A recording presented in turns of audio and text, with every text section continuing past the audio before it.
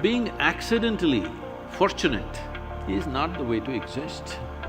This destiny business is a good insurance to handle your failure. What comes our way is not in our hands, but what we make out of it is 100% in our hands. Sadhguru, I have worked very much hard to secure the first rank in common entrance examination and place me here. But my brother says me that it's my destiny that has put me up here. Is it really my destiny or my hard work that placed me here? Where's your brother placed, huh?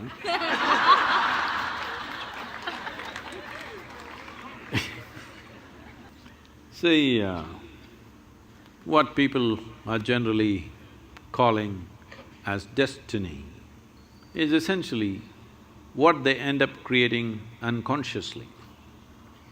When I say unconsciously, as you sit here right now, as everybody sits here right now, there is physical activity going on within the system.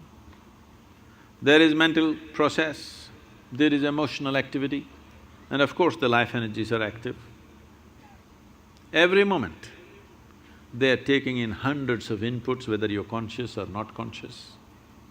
So if I ask you a question, since this morning, from the time you woke up till now, of these 4 dimensions of activity, how much have you conducted consciously? What percentage do you think? 25%. You are very generous man. It's well below 1%.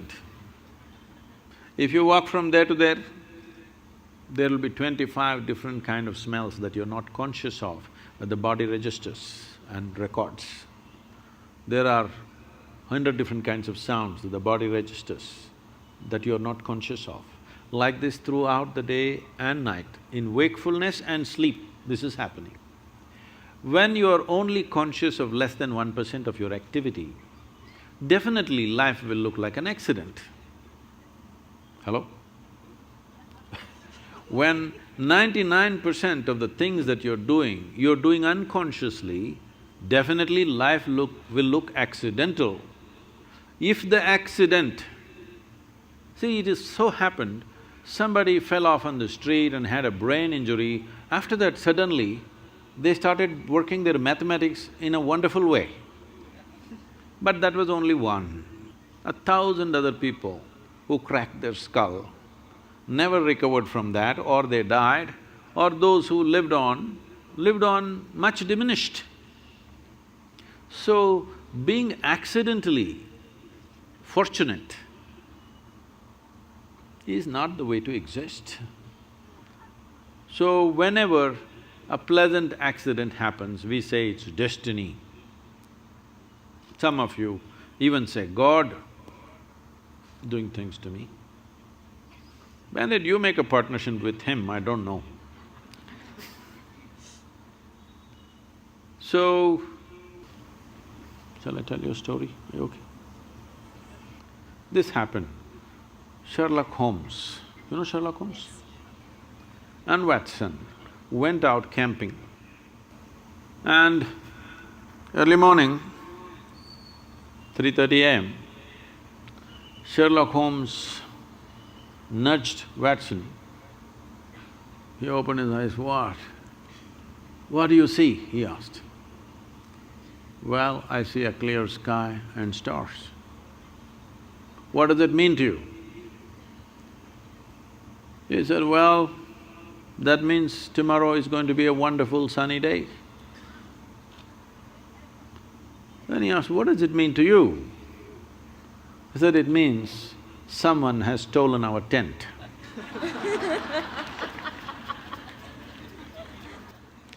So, we don't know what went missing, and something may fall here and there by chance, but that's not the way life works.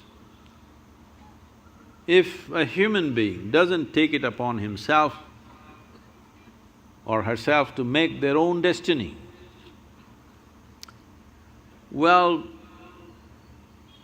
they're still having an evolutionary problem. That is, they are still not yet fully there. Because being human means this, that we can conduct our life consciously. Being human means this, that we can craft our life the way we want. But this destiny business is a good insurance to handle your failure. Whenever you fail, destiny, it's God's will. So this has been going on for a long time. This is not the fundamental nature of this culture. In this culture, we taught you right from ancient times, your life is your karma. Did we tell you or no?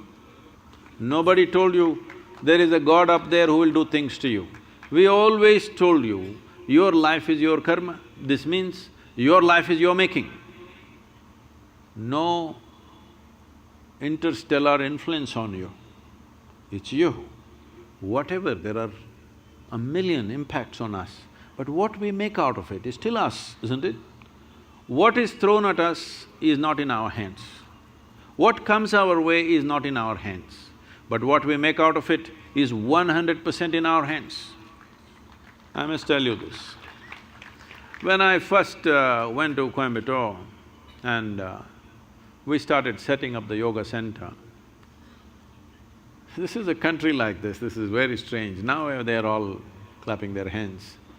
But at that time, simply rumors, oh, they're doing drugs, they're doing something else, they're here to kill the wildlife, they're killing tigers, they're killing elephants, all kinds of things. Rumors going around, even media reporting these kind of things. Then 100 prominent people in the town meet and then they say, this yoga is spreading like a disease.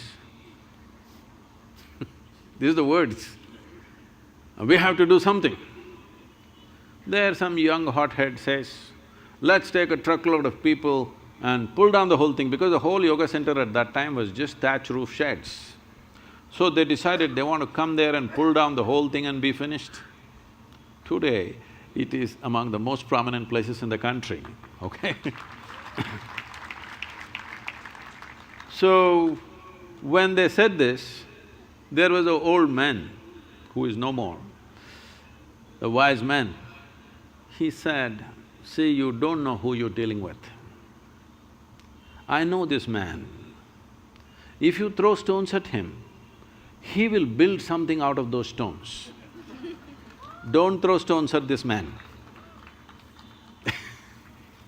So, what comes at you, you cannot decide, but what you make out of it is your thing, isn't it? This is where your dint is. This is where you are to prove who you are, because you can't decide what comes at you, but you can definitely decide what you make out of whatever comes at you. Thank you, Sadhguru.